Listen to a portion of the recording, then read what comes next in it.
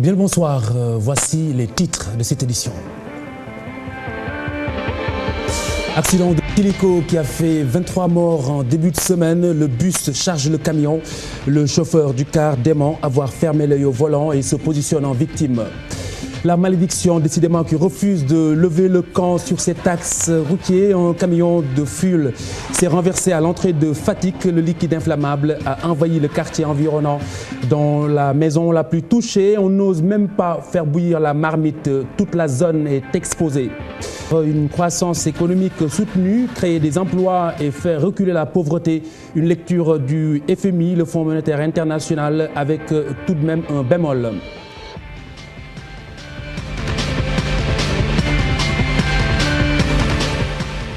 Les parents de Diarietou Sène sont sans nouvelles de leur fille, depuis maintenant 4 jours. La petite Diarietou, 2 ans, habite le quartier Grand Yoff. Elle a échappé à la vigilance de sa mère à Pikine. Talibou Mak Tableau Thiam, elle était habillée en vert et blanc au moment de sa disparition. Nous reparlons de ce drame qui a affligé tout le Sénégal en début de semaine. L'accident qui a fait 23 morts sur l'axe Kaffrine-Kaolack en début de semaine. Et puis la TFM est allée à la rencontre du chauffeur, le chauffeur du bus âgé de 28 ans, Cheikh Omar Wane, la jambe dans le plâtre avec plusieurs contusions. C'est confié à Adiatala.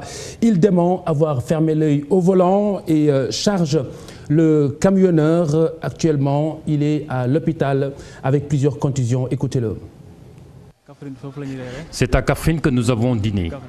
À la sortie de la ville, nous avons subi un contrôle de police. Juste après, j'ai repris le volant. Je roulais en 4e vitesse. À 4 km de Kaffrine, peut-être même pas, en changeant de vitesse, j'ai vu le camion arriver. J'ai cherché à l'éviter, mais c'était trop tard. J'ai même tenté de sauter du bus. C'est le camionneur qui m'a cherché. J'ai tout fait pour l'éviter. Je présente mes condoléances aux familles des défunts. Je prie pour les disparus. Cette folie des camions qui met en danger même les riverains des routes. À l'entrée de Fatick, par exemple, un camion de fuel s'est renversé et expose tout un quartier à des risques d'incendie. La présence du liquide inflammable dans un domicile particulièrement empêche même la cuisine dans ce foyer. Adamandaou et Adiatala.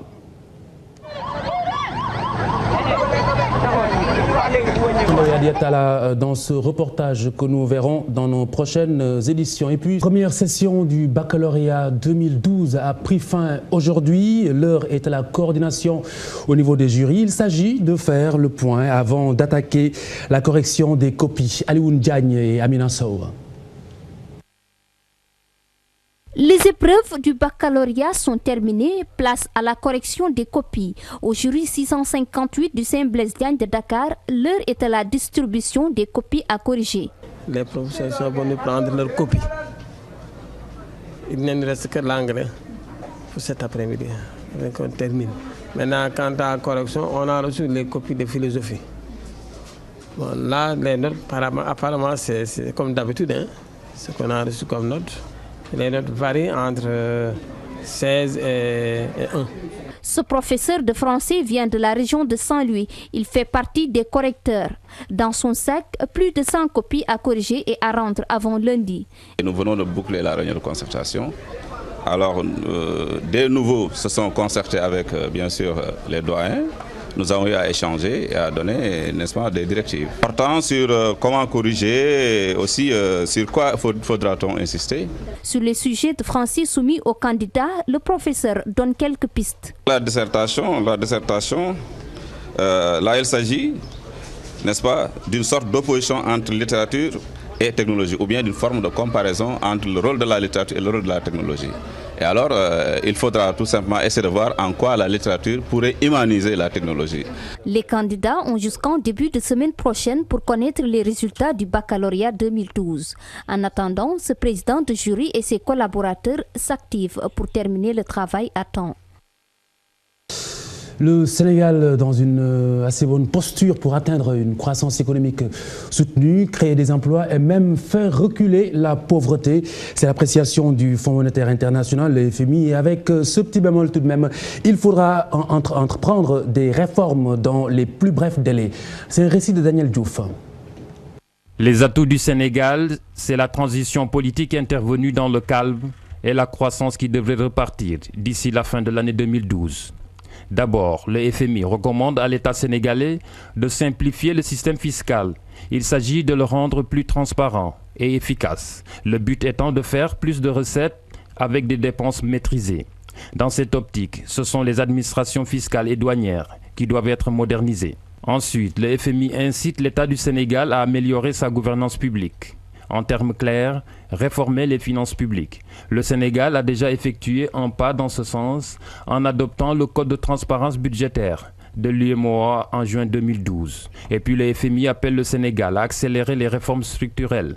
La mesure fortement recommandée, la réduction durable du coût de l'électricité jugée élevée par l'institution. Cette réforme accroîtrait l'offre, mais elle réduirait surtout le coût des subventions à la consommation. Une charge supplémentaire sur le budget. Enfin, une recommandation pas des moindres, l'amélioration de l'accès au financement pour les ménages et les petites et moyennes entreprises. Le Sénégal a les atouts en main pour réaliser une croissance à long terme. Seulement, des risques pèsent sur les prévisions de 3,9% prévues pour 2012 selon le FMI. Si des réformes ne sont pas mises en œuvre dans l'immédiat, la croissance pourrait souffrir d'un affaiblissement de la conjoncture mondiale et de l'instabilité dans les pays voisins. Au cas échéant, c'est la demande extérieure et les envois de fonds de l'étranger qui se verraient réduits et donc les comptes extérieurs affectés. Daniel Diouf, au marché, c'est la conjoncture qui fait la loi. Les clients se font désirer. Une réalité qui tord le bras aux commerçants contraints de bazarder. C'est le cas du marché du tissu marché HLM Maguette Nyang. Reportage. À quelques jours de la Korité, les vendeurs de tissus perdent leurs clients. Pour cause, la crise économique et financière. Faute de moyens, les clients se font rares. Les clients ne viennent plus comme avant. Ils se présentent au marché petit à petit. Cette année, on n'a pas vendu comme les précédentes. Les gens viennent ici toujours au dernier moment, mais on garde espoir. Les vendeurs de tissus ont fait le plein de marchandises. Les clients ont l'embarras du choix, avec des tissus pour tous les goûts. Les tissus en vogue pour la Korité sont les brodés, les voiles, les pagnes travaillées et les penjabs.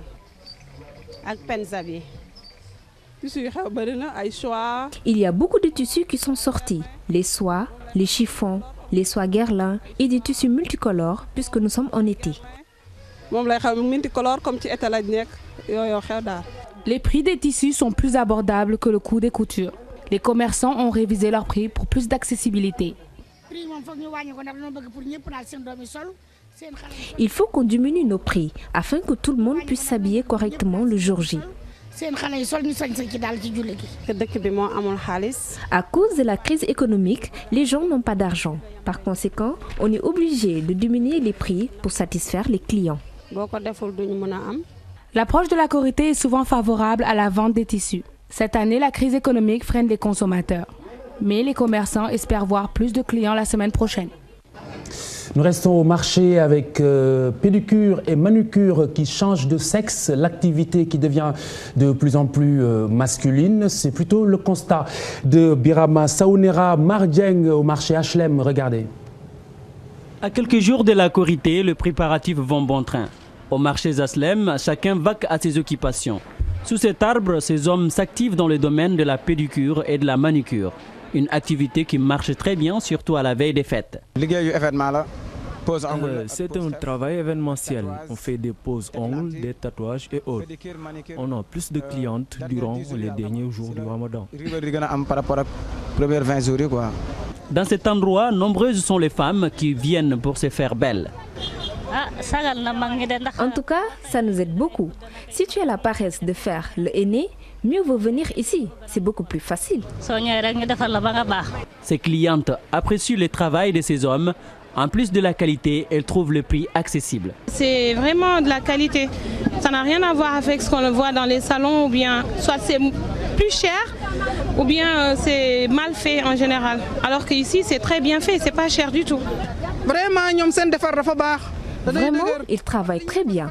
Ça dure et c'est naturel. Ces garçons travaillent mieux que les salons de coiffure. Travailler avec les femmes s'avère souvent difficile pour certaines personnes. Cependant, ces esthéticiens arrivent à gérer les humeurs de leurs clientes. Il faut que maîtriser ça pour quoi. Pour travailler avec ces femmes, il faut avoir de la maîtrise parce que certaines d'entre elles changent souvent d'avis. Ce travail est déjà dû réservé aux femmes, un mythe cassé depuis longtemps. Ces hommes exercent ces métiers depuis des années et ils arrivent à subvenir aux besoins de leur famille.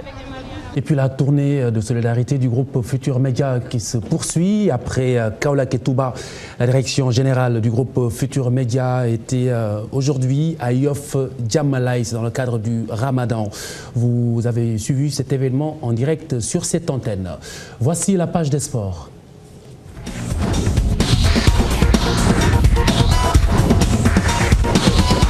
Mme Fatou Ndoye avec moi sur ce plateau. Bonsoir. Bonsoir Khalifa. D'abord, football avec les juniors sur la route de la CAN 2013. En tout cas, on l'espère, il faudra battre le Niger demain, au moins sur le score d'1-0, après une défaite à l'aller 3-2.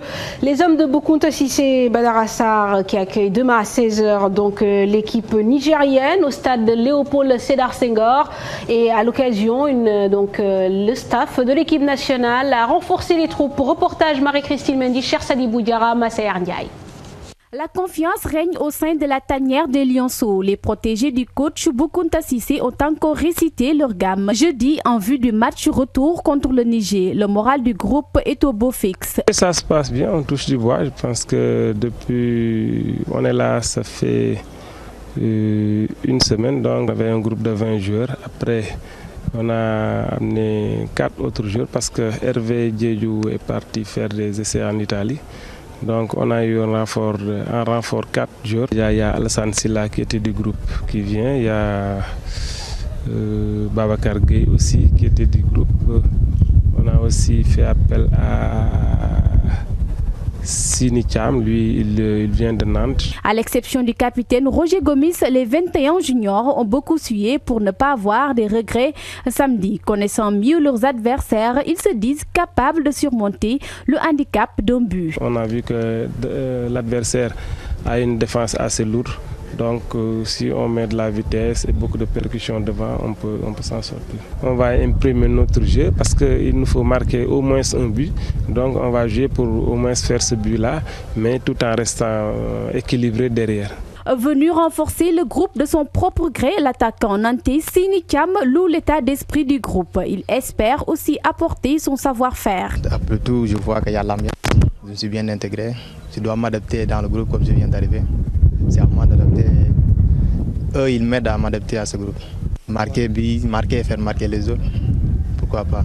Sénégal-Niger compte pour les éliminatoires retour de la CAN 2013 des moins de 20 ans est prévu samedi au stade Léopold Sédar Senghor. Les Lionceaux qui avaient perdu 3-2 à l'aller espèrent renverser la tendance. Cher Sadibou Diarra et Marie-Christine Mendy, merci. L'équipe. Nous parlons du championnat de Ligue 1. La fin de saison approche. Les premières séparations s'annoncent. L'USO, champion du Sénégal en titre, se sépare de l'entraîneur Abdou Salam Lam. Une décision tombée au lendemain de l'élimination de l'équipe wakamoise en quart de finale de la Coupe de la Ligue. Abdou Salam Lam était arrivé en début de saison à la place d'Alfousseini Badji. Malik Ndiaye et Joseph Senghor vont désormais diriger l'équipe jusqu'à la fin de la saison. Je supporte Rudisha, vive Rudisha. Vive Rudisha. Merci Mme Fatou Ndoye. Mesdames, Messieurs, merci de nous avoir suivis. Excellent week-end à toutes et à tous. Bonsoir.